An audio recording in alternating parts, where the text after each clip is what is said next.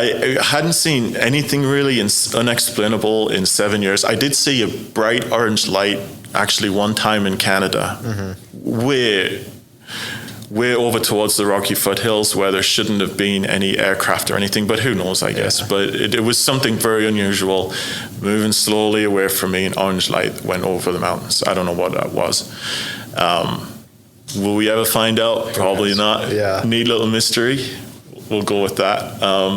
And then when I was in the Pacific earlier in the year here, I did see something. I caught it on a camera, something fast, like flying lower than the clouds, very fast, bright streak that I can't explain.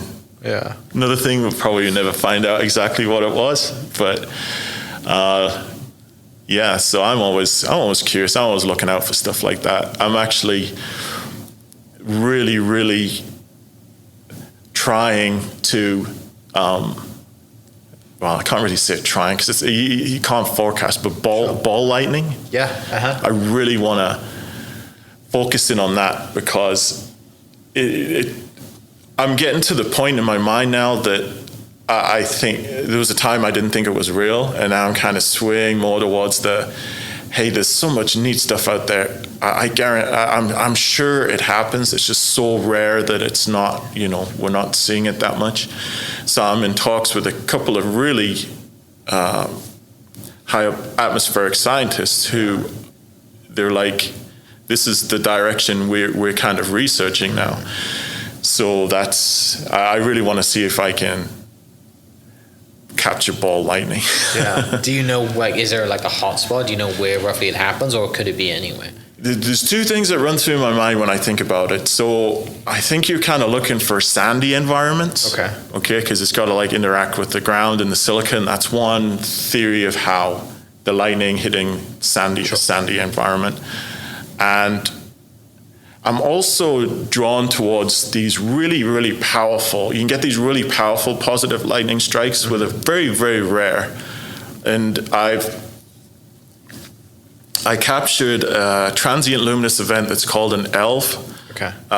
People have to go look at my page. It's hard to describe, but it's very, very high up. It's basically on the edge of space, the ionosphere. And it's like an EMP, electromagnetic pulse from a particularly strong lightning strike. Like we're talking about 15, 20 times stronger than a regular bolt, right? Very, very uncommon. Maybe one in every 5,000 bolts or something like that. I just pulled that number out, but very uncommon. Very rare, yeah. So if I caught this thing called the ELV in the upper atmosphere. Out of all hours I've looked, I've caught maybe a handful, but this one in particular was very, very banded, very, very interesting. So it just gets me thinking, well, what could be happening on the ground with such a powerful bolt? I think that could be somewhere maybe that you might get something like ball lightning. I don't know, perhaps. Will we ever? It's another thing. Will we ever find out? I don't know, because you can't forecast exactly where a big, super powerful bolt of lightning is going to hit at a time. Yeah. Unfortunately, we're just not there yet. So it's just going to be one of those things. I think if we just spend enough time, get enough people researching, looking in the right places, then I think we might get lucky. Yeah. But will that happen in my lifetime? I don't know.